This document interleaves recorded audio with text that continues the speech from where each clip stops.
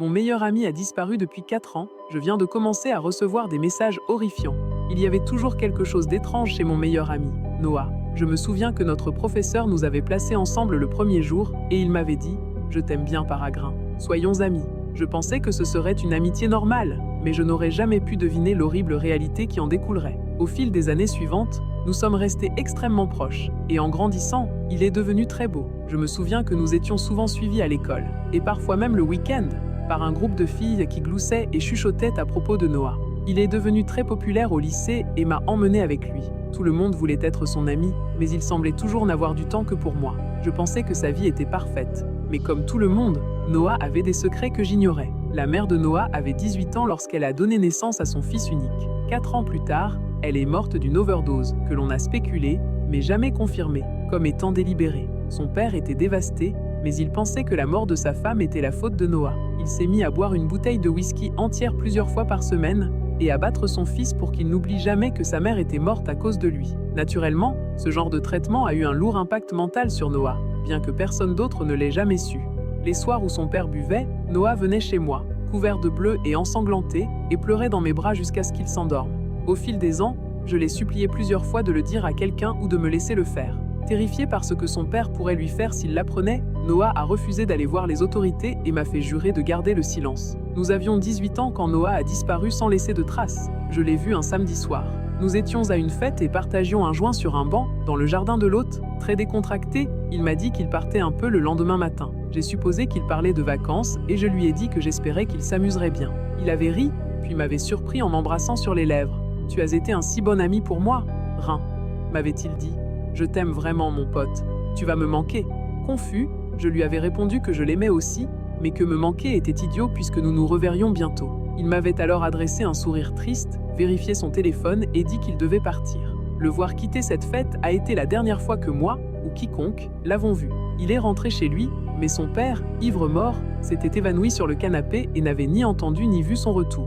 Quand il est allé voir Noah le lendemain matin, il a trouvé sa chambre étrangement bien rangée. La plupart de ses affaires avaient disparu, et lui aussi. Pas de mots, aucune indication de l'endroit où il était allé ou avec qui. Juste parti. La police a été contactée, bien sûr, mais ils n'ont pas été d'une grande aide, déclarant qu'ils avaient rediffusé un avis de recherche. Mais finalement, à 18 ans, Noah était adulte et n'était pas considéré comme vulnérable. Il avait parfaitement le droit de quitter le domicile familial et d'aller où bon lui semblait sans en informer personne. Et c'était tout. Noah avait disparu. J'ai 22 ans maintenant. Au cours des 4 années qui se sont écoulées depuis la disparition de Noah, j'ai fait beaucoup de chemin pour guérir. Juste après sa disparition, je l'appelais et lui envoyais des SMS plusieurs fois par jour. Je laissais des messages vocaux jusqu'à ce que sa boîte vocale soit pleine, envoyais message après message, le suppliant de me faire savoir qu'il allait bien. Son téléphone était toujours allumé, mais il ne répondait jamais. J'ai commencé à parcourir les nouvelles locales, à la recherche de rapports sur des personnes disparues, et plus tard, des cadavres retrouvés, mais rien. J'ai fait beaucoup de suppositions sur ce qui lui était arrivé, mais je n'aurais jamais pu deviner l'horrible réalité que j'allais bientôt découvrir. J'ai fini par arrêter d'essayer. La panique a laissé place à la colère. Peut-être que la police avait raison. Peut-être qu'il s'était enfui sans rien dire à personne. Et c'était vraiment nul et injuste de sa part. Je comprenais qu'il veuille quitter la maison de son père, qu'il veuille se faire discret pour que son vieux ne le retrouve pas. Mais pourquoi me torturer ainsi? Un jour, environ 2 ans et demi après sa disparition, j'ai décidé que cela ne valait plus la peine de me mettre dans un tel état mental. Si Noah voulait m'abandonner, alors tant pis pour lui. Il me manque toujours.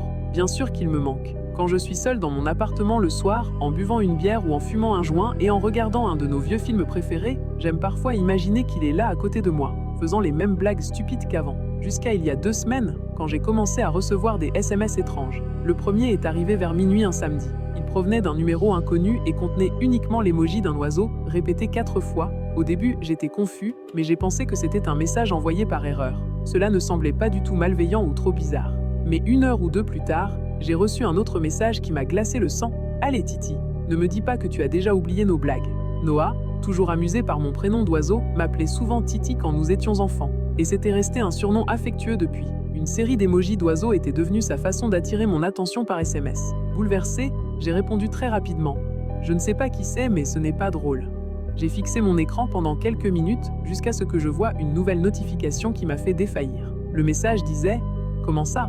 Tu ne sais pas qui c'est? C'est Silas, espèce d'idiot. Je suis désolé d'avoir disparu, je peux tout expliquer. » C'était malsain. Quelqu'un me faisait une blague dégoûtante. J'ai répondu furieusement que j'allais bloquer le numéro, mais j'ai immédiatement reçu une autre réponse. Cette fois, ce n'était pas un SMS, mais un message vocal. Une voix que je reconnaîtrais entre mille. Maintenant, tu me crois? C'était Noah. J'ai immédiatement essayé d'appeler le numéro, mais l'appel a été rejeté après 2 sonneries et j'ai reçu un nouveau SMS. Je ne peux pas répondre aux appels pour l'instant. Je peux tout expliquer, mais pas par SMS. Il faut qu'on se voit en personne. Des trucs bizarres se sont passés ces 4 dernières années. On se retrouve à la vieille bibliothèque le 31 à 23 heures. Je lui ai dit que j'y serais quoi qu'il arrive. Je suis vraiment effrayé et confus par tout ça. Je sais que j'ai dit que j'irais au rendez-vous, mais honnêtement, je ne sais pas si je devrais y aller. Le message vocal était bien de Noah, et les manières de texter correspondent aux siennes, mais quelque chose ne tourne vraiment pas rond dans tout ça.